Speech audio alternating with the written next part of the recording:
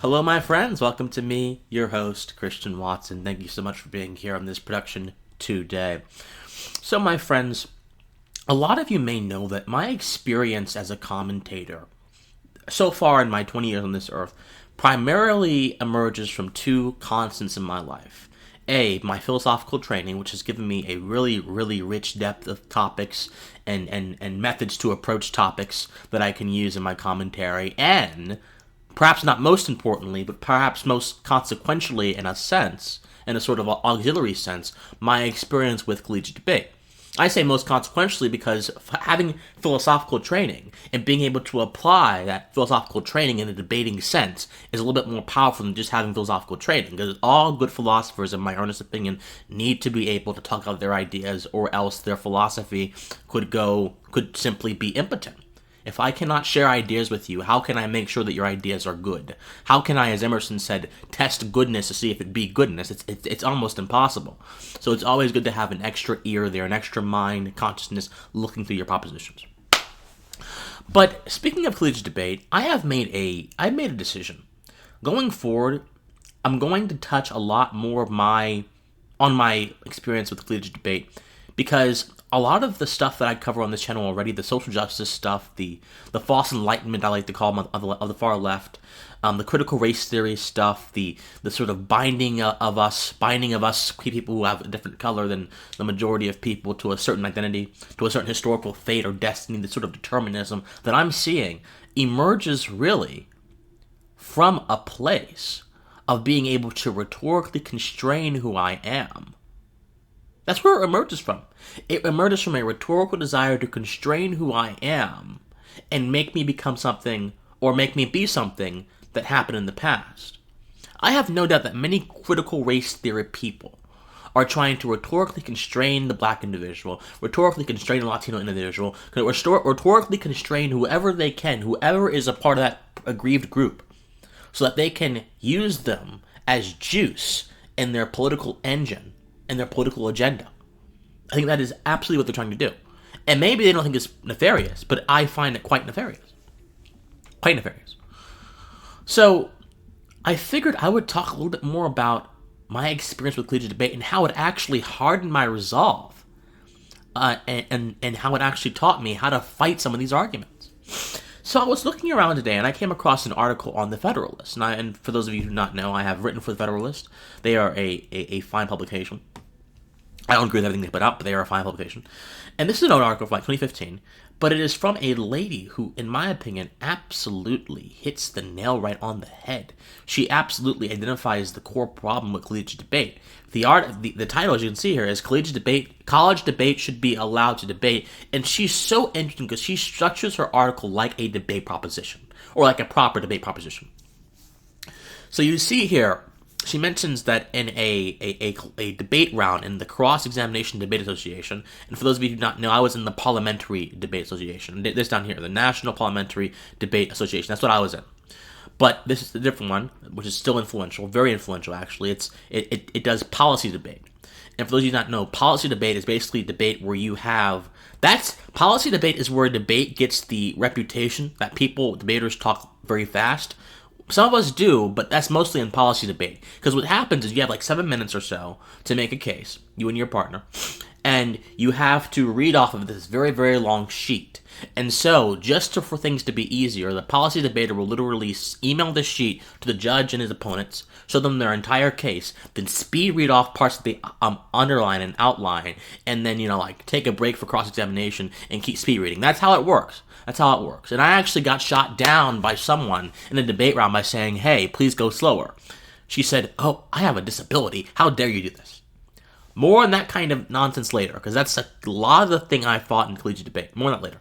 But anyway, it says, the largest intercollegiate policy debate association in the United States, in the final round of CEDA's national tournament last year, the affirmative team from the University of Oklahoma proposed that presidential war powers should not be waged against N-words, straying somewhat from the year's given resolution. The resolution is supposed to be the topic everyone pursues in the given season. Yeah, exactly. And I actually, it's so funny because I actually experienced this exact same thing. in a policy debate tournament. So I have done one policy debate tournament in my life. The team that I was on was going on there just to get practice. And one of the teams in that tournament, the National Federation or Association of Hoes, I'm not joking, that's what they said. That's what they called themselves. That was their case. And they quite literally wore hoop earrings, talked with a very ghetto vernacular, had like big Gucci bag purses on, and they were quite literally arguing that hoes should be allowed to be hoes, and that hoes are discriminated against, not understood. And what they're basically saying is they were integrating black feminist critiques of modern day society into this very ridiculous caricature of a woman who does sexual things for money. That's what they were doing. They were doing it to make a point. And of course, in the feminist theory, using pleasure as resistance is a very big aspect of feminist theory. In fact, the Cardi B and Megan Thee Stallion nonsense that recently happened was billed by a few feminist writers as using pleasure as resistance. We're going to use pleasure to resist. Resist what? The patriarchy. What patriarchy? Cardi B and Megan Thee Stallion are some of the highest earning female artists in the world. They have much more buying power than many men do. They quite literally can control the men who are in the production booth because of how much star power they have. Anyway, different point. But this was something that I faced in collegiate debate as well. This is what I faced in collegiate debate as well. And so she then mentions a thing that happened in the National Parliamentary Debate Association, where the resolution for one case was the United States federal government should significantly increase its provision of disease monitoring and treatment to South Sudan, which seems like a very reasonable proposition. But it goes on, as she goes on to say, that it devolved into insults, accusations of racism, accusations of misogyny. Here's the point. This article right here is one of the most brilliant exhibitions of collegiate debate that I have seen recently. Other than my friend Michael Marino, who exposed his debate team for wanting him to argue that white folks should be sent to outer space because white supremacy is an irreconcilable problem in American society. So, the main point of this video is to tell you guys, okay, how have I gotten stronger from this kind of stuff? Because as you can see from that article, it's not just Christian Watson who's saying that the collegiate debate has a serious problem. So I want us to go into a space right now, an imaginative space. I want us to think up a metaphor of a machine. And this machine has three parts. It has the body, from which everything comes from. It has two tubes on both sides, and it has an engine inside of the body. So the two tubes represent how the machine interacts with the world. The body is the hole in which the engine is encapsulated in, and the engine is what controls the machine. So imagine that collegiate debate is a machine, and if the machine works properly, there is steam blowing out of the two pipes on both the sides, and the engine is purring like a kitten. It's running beautifully, and the body is illuminated with this sort of yellow color.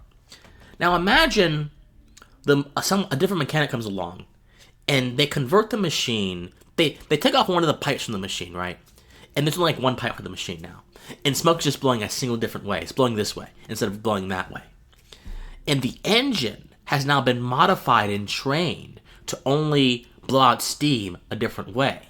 And now the body itself is changing because there's a lot of excess steam that's not being gotten out the other way. And when it is gotten out, the machine threatens itself to collapse. This is what's happening in collegiate debate.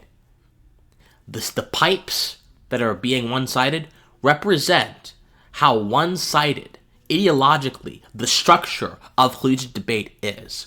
My friends, every single thing in collegiate debate, every single mechanical tool you can use to advance your argument is steeped in critical race theory nonsense. A critique of an idea is spelled a critique with a K, K-R-I-T-I-K, which is a Marxian kind of terminology that is used by critical race theorists when they write their academic nonsense. The critique, one of the most basic items of philosophy, one of the most basic things of debate, has been turned into a critical race theory thing. And there are all kind of other tools they use in the debate space that are typically associated with something that is ideologically neutral, that they have quite literally converted into ideology. But also, my friends, lived experience is more powerful in collegiate debate than actual argumentation is. Think about it. If the resolution becomes, oh, the United States should not wage war against N-words, then automatically, if you are a black person, you have the greater imprimatur, you have the greater credence to address this problem than a white person would. And if a white person comes along and says, okay, well, maybe you're being selective, or maybe whatever, and this is what I experienced, whatever argument a white person advances, they will be ultimately and utterly disqualified from the round, disqualified from consideration, if they do not tread on very, very, very, very, very light ground.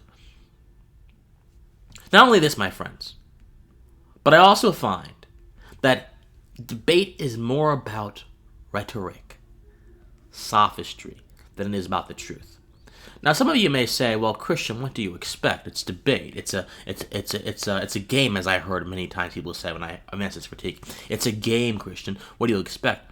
Look, what I expect is if we're going to be using, if the debate space is meant to help us get skills for practical life, which it is billed as in almost every single debate team advertisement, and it is billed as by the associations themselves, if the debate space is supposed to be used to help us get practical skills and help us succeed in life, and help us to undertake the onus of the duties that so many debaters have a privilege of doing by virtue of having an analytical mind seeped and developed in this argumentative space, then wouldn't it be prudent for us to try to understand things that escape our experience? I try to understand things that escape a competitive context. The competitive context should be used to mold you for the world and not the other way around. You should not use the competitive context to mold the world. But the problem is, so many debaters have tried to use the competitive context to mold the world because they're solipsists, which simply means that they think the world revolves around them. They think the world revolves around their identity. They think reality can be reduced to a single variable. And guess who else believes that? Critical race theorists. And guess who else uses similar tactics? Critical race theorists. And guess who else uses similar verbiage? Critical race theorists. And guess who is actually encouraging this kind of stuff? The spectrum of studies, whether it be African pessimism, which views the world solely in the light of how an African person is supposed to view the world as a measure of colonialism and death, black feminism, which views the world solely as a matrix that is going against black females and all of their iterations. Whatever it is, all those ideologies share the same tenet. So, my friends, I intend to do a much longer video sometime soon, really breaking down the ideologies that are extolled in collegiate debate, and why these ideologies are actually anathema to debate, and anathema to actually finding the truth, which is what debate should be about. But for now, my friends, here's what you need to take away from this video. Collegiate debate, even though it was an absolutely whoring experience for me intellectually, it gave me the tools that I needed to advance on the dark and the chaos, as Emerson would say, of these dark ideologies, of these foul ideologies. And to finally just say to people, hey, you don't have to believe a certain way in this space. And this space right here is incredibly important for anyone who is genuinely interested in understanding the world in a deeper way, beyond the superficial labels and paradigms. So my friends, think on it. I will see you guys very soon, and as always, please stay pensive.